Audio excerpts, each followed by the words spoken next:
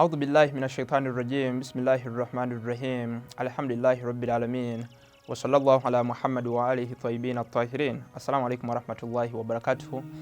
Brothers and sisters, allow me to look at what we call ghusls. Ghusls, the ritual bathing in Islam. We have under ghusl, as we say that these are the ritual bath or ritual bathing in Islam. We have two types. We have what we call compulsory and we have what we call the option ones. Then under the option ones, we have like showering, maybe like Yawmul Jumu'ah in the night of Friday, or like showering during Eid days. In case you happen to shower, you get a lot of rewards. But in case you don't shower, there is no any sin written on you. Then we have also the compulsory ones. And under the compulsory ones, the mandatory ones, in case you under such a situation, you're not allowed to pray, to fast, till when you shower, till when you perform this kind of bath. So the compulsory ones, we have 7 types of compulsory ghusl. The first one is what we call janaba, or the sexual intercourse. Or in case maybe like you wet dream and release the sperm, or like maybe for my sister, you reach a state of orgasm. Under such a situation, before you can pray, before you can fast, you have to shower, what we call ghusl janaba. Number 2, we have what we call haidh, the menstrual periods. In case you're under menstruation period, for you, my sister, and you happen that maybe you have finished your days, we said under haidh, the maximum days should be 10 days. So when you finish maybe like on the 1st day or 5th day or 6th day, when blood stops coming, you have to shower, what we call ghusl haidh. Then there is also what we call ghusl nifas. Under ghusl nifas, it's the kind of blood which comes after giving birth. When this blood stops coming, we also said under nifas, the maximum days should be 10 days. You understand? So in case maybe you like the blood stops coming at maybe on your 3rd day, 4th day, or maybe below 10 days, you have to shower ghusl nifas. Then there is also what we call ghusl maiti. If someone passes away, we have to wash him. We have to wash him. That kind of bath is called the ghusl maiti. We have to wash him before you can bury him or pray for him. Then there is also what we call ghusl maiti. In case you touch a dead body before it's being washed, when it has become cold, or even though you touch a Christian brother when he has passed away, even though they have washed him in the other region, you have to shower what we call ghusl maiti before you can pray or fasting. Then there is also what we call ghusl qasam or nadhil. In case you promise to Allah subhanahu wa ta'ala that in case you give me something, I shower. In case you promise Allah subhanahu wa ta'ala that in case you give me something, I will have to shower. You have to shower this kind of ghusl nadhil. The last one is what we call ghusl istihadha, the prolonged bleeding, the blood which exceeds 10 days. You understand? Under such a situation, under Islam, you must perform prayers and you must fast. But under this kind of istihadha, it's in 3 types, which we shall have to look at the end of our lecture. The question is, in brief, we said we have 7 compulsory ghusl: the janaba, the haidh, that's at the menstrual periods after when they have come to an end, you have to shower. Then first, when that blood comes, when that blood which comes after giving birth stops, you have to shower. And we have also what we call ghusl mait, washing a dead body before you can bury or pray for him. We have also ghusl mait, touching a dead body after when it has become cold before it's being washed. Ghusl mait, you have to shower. There is also what we call ghusl nadhil or qasam, promising to Allah subhanahu wa ta'ala that in case you give me something, I have to shower. When God accepts your prayers, answers your prayers, you have to shower. Then we also say there is also what we call ghusl istihadha, the prolonged bleeding which exceeds 10 days. We said under when you such a kind of situation, you have to pray and fasting. Another question is, what are some of the conditions of these ghusls? Number 1, before showering, you have to declare your intention. That is solely for Allah's sake. Then number 2, whatever prevents water penetration into your body must be removed, like she takes for you, my sister. Then number 3, the water used to shower you should be having full ownership over it. Then in case maybe also the water should be pure, should be clean, should not be mixed with any impurity or with anything. Then to add on that, it's not recommended to face in Qibla or to be in its opposite when you're showering. But for kind of ablution, there is no problem. You can face Qibla. There are a lot of rewards in doing so. Another question is the third part, how to shower. Showering is in 2 parts, so you select what is convenient for you. There's what we call tartib, step by step, and there is what we call iritmas, immersing yourself into water.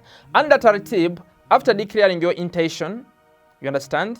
Maybe like you're under tartib, after declaring your intention, step by step, you get like maybe water in a small jerry can, you understand? In a jerry can, or maybe you can use a shower, you understand?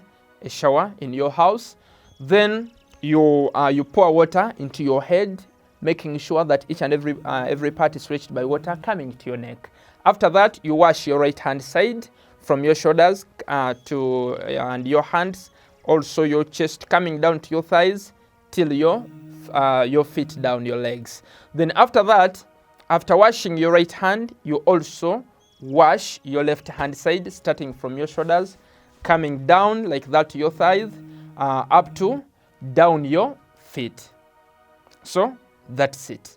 That's how we shower. I said under tartib, you pour water onto your head, coming down to your neck. Then after, wash your right hand side from your shoulders, coming down to your chest, to your thighs, up to your foot down. Then from there, you also wash your left hand side, the way you have washed your right hand side. So that's how we shower. We said under showering here, it's only the intention which changes.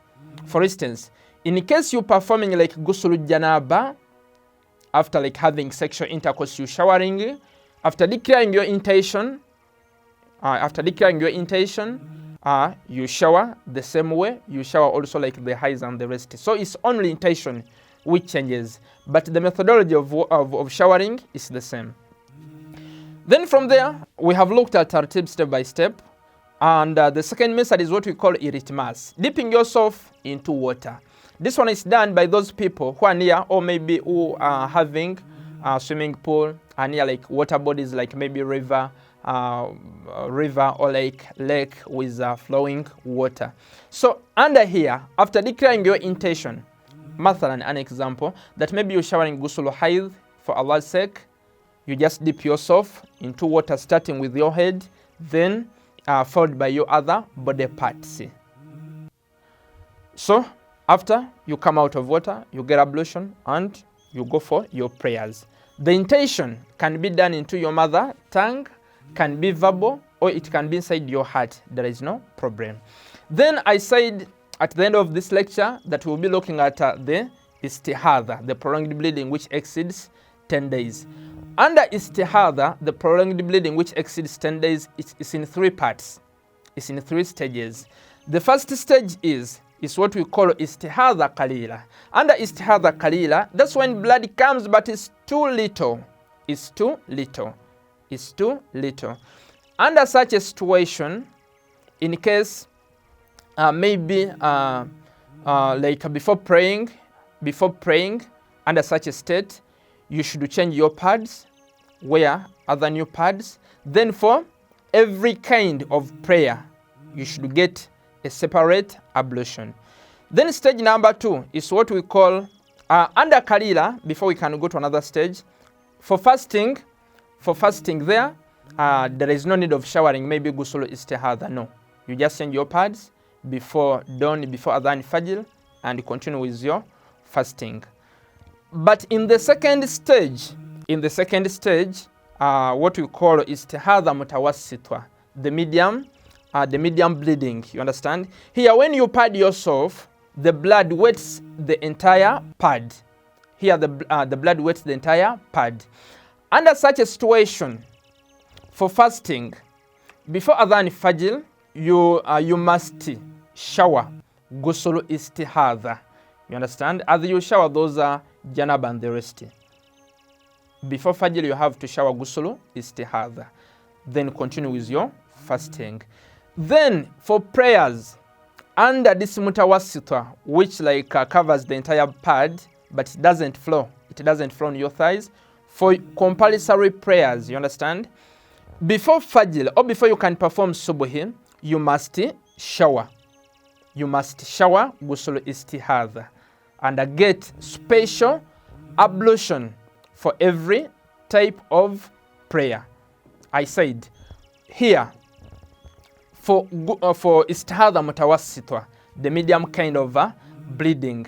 I said under here, before Adhan Fajr, you must shower Ghusl Istihadha. And in addition to that, for every compulsory prayer, you should get an independent ablution.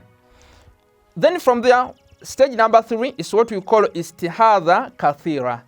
Too much bleeding here. Under here, for fasting, before Fajr, you must perform Ghusl Istihadha, then you continue with your fasting. And then you add on changing your pads and the rest, then you continue with your fasting. Then, for prayers, before Adhan Fajr, you must perform Ghusl Istihadha, then perform a special ablution and pray.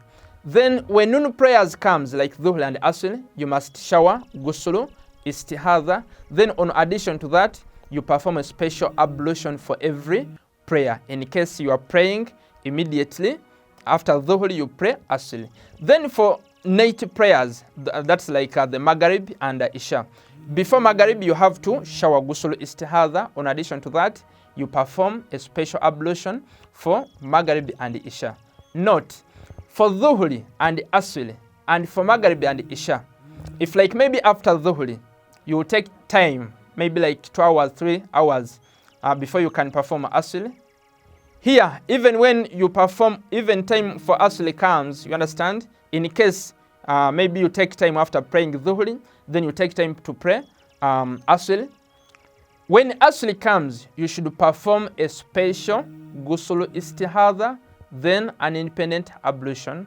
The same can also be done, the same should be done to Maghrib and Isha. So that's it, my respected brothers and sisters. In case maybe there's a question to ask, you have to send us your question on that address below the screen. So that's it briefly. Wassalamu alaikum warahmatullahi wabarakatuh.